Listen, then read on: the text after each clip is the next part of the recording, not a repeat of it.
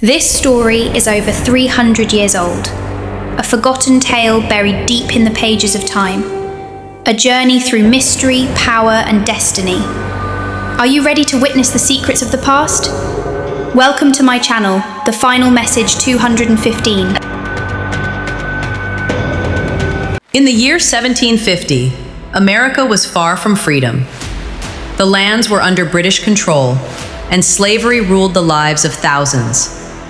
In a small village in South Carolina, a black woman was being whipped, chained, before her young daughter.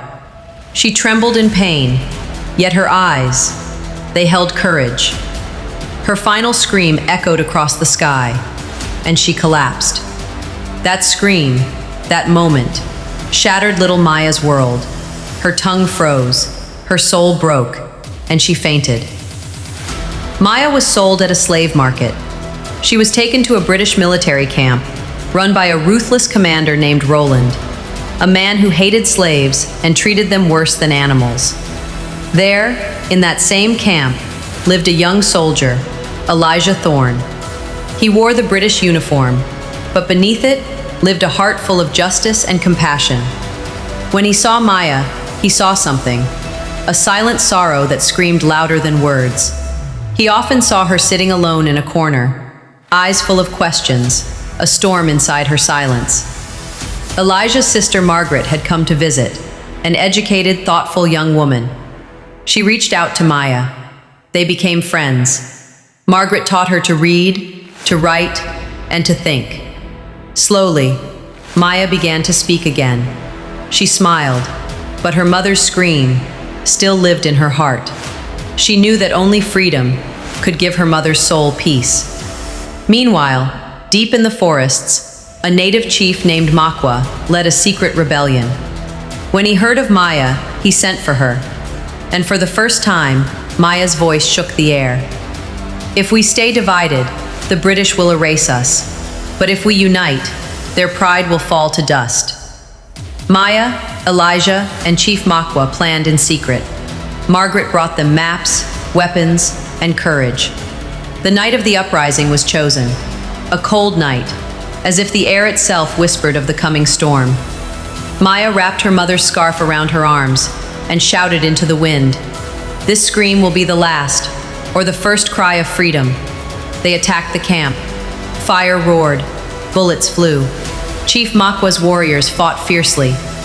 Elijah faced Commander Roland head-on. He defeated him, but not without a cost. He was shot. When Maya stood in danger, Elijah stepped in front of her. The bullet struck his chest. As he fell, he whispered, "You're free now, Maya. Don't let my sacrifice fade."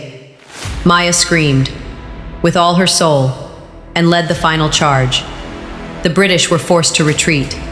Makwa, mortally wounded, died with honor. Margaret returned to England and wrote of her brother's sacrifice. But Maya, she stayed.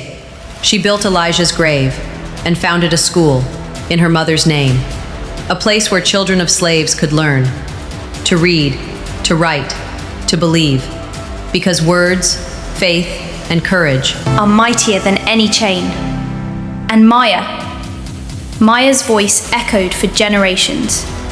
She who once could not speak gave a voice to all who would come after her. And in the end, those who were cruel were buried by time. But those who stood for truth, their names will live forever. Oh, listener, pause and reflect. This world is temporary. The real life is in the hereafter. The heart that carries the love of Allah is never alone. Remember, Allah is one. He has no partner, no equal. And Prophet Muhammad, peace be upon him, is his last and final messenger. True salvation lies in recognizing Allah, believing in him, and following his Prophet sallallahu. Whoever turns towards Allah, the entire universe walks with them. If this message brought you closer to Allah, then like the video, subscribe to our channel, and don't forget to press the bell icon. Share your thoughts in the comments. We love to hear from you. May Allah guide us all.